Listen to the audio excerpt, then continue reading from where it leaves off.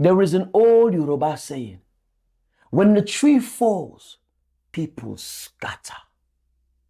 An interpretation, when a powerful or influential person loses their position of authority or support, those who used to be dependent on them or benefit from their influence will quickly abandon them.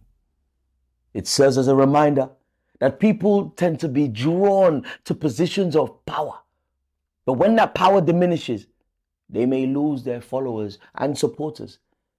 The proverb also implies that true loyalty and friendship are often tested during difficult times, when one's influence or status is no longer intact. So, what did you learn from this proverb?